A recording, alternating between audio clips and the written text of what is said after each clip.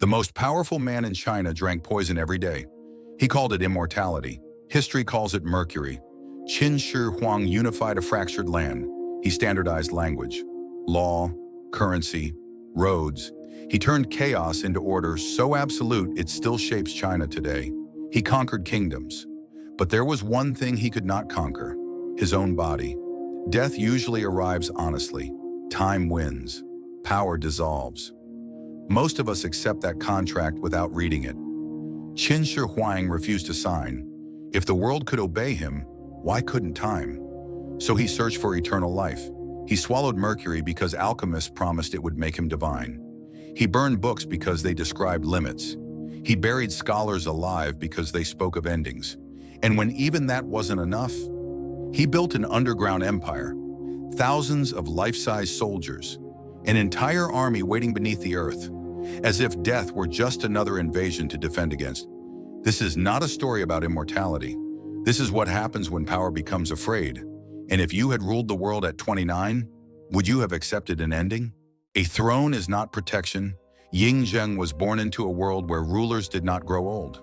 They were removed, quietly, violently, often by hands that had touched them hours earlier. His father lived as a hostage. His court functioned like a knife drawer. Everyone reaching, no one clean. At 13, Ying Zheng was crowned King of Qin, a child placed on a chair that still remembered blood. The Qin state was already the strongest military power among the warring states. But strength did not mean safety.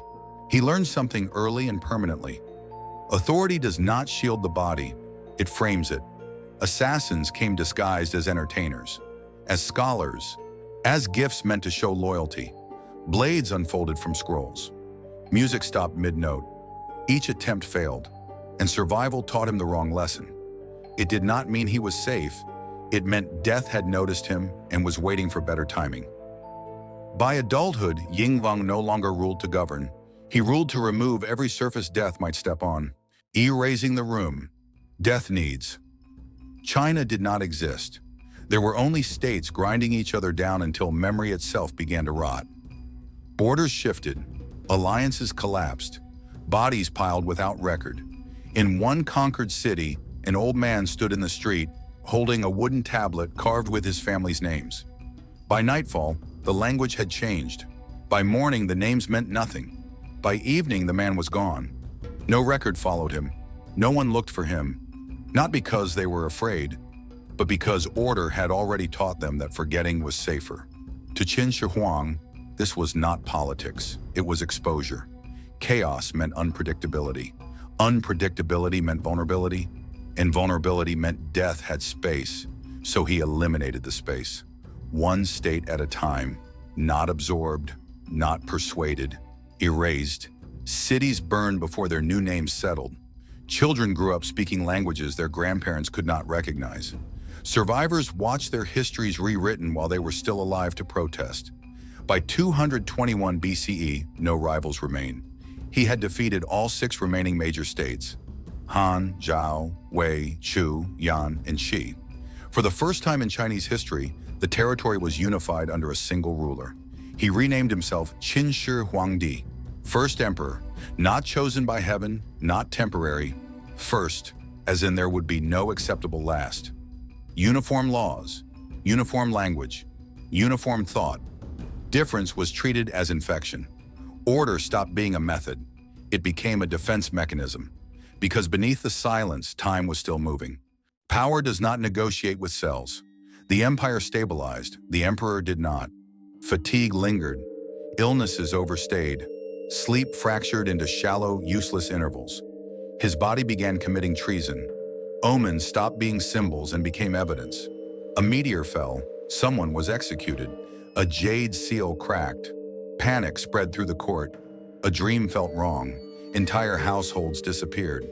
He stopped sleeping in the same room twice. Trusted fewer officials each year. Death stopped feeling natural. It felt personal, a thing with intent.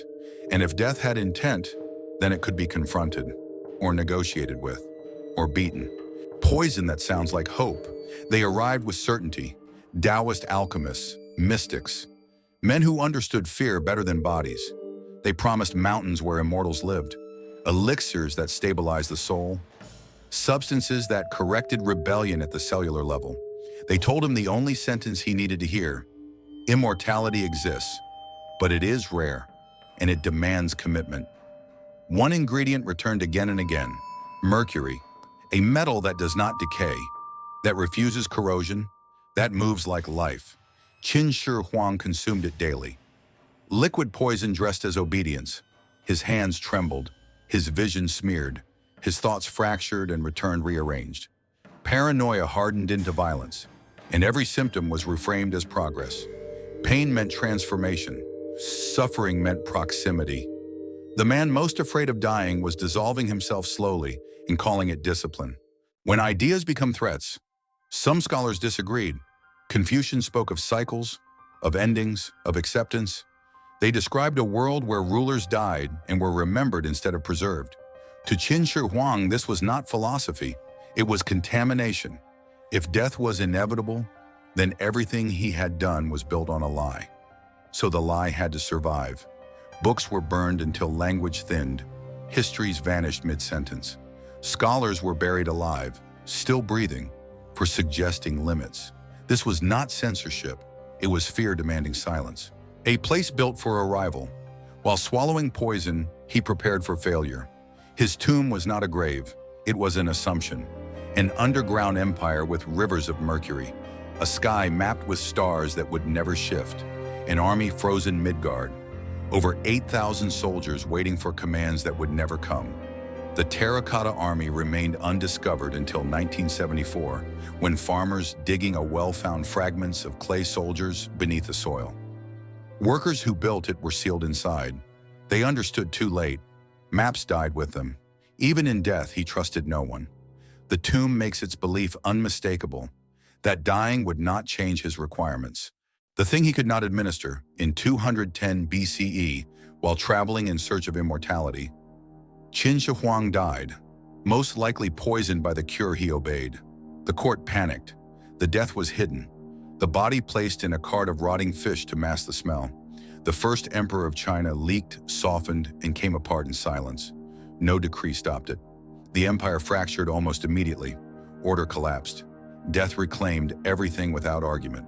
No safe distance. Qin Shi Huang did not lose to enemies. He lost to refusal. Refusal to accept an ending. Refusal to accept scale. Refusal to accept that power stops at the body. He unified China and destroyed himself trying to stay. History does not remember him as eternal. It remembers a warning that the moment you believe you are important enough to refuse death, you have already begun to drink the poison. This was the lost past, and this rule still applies.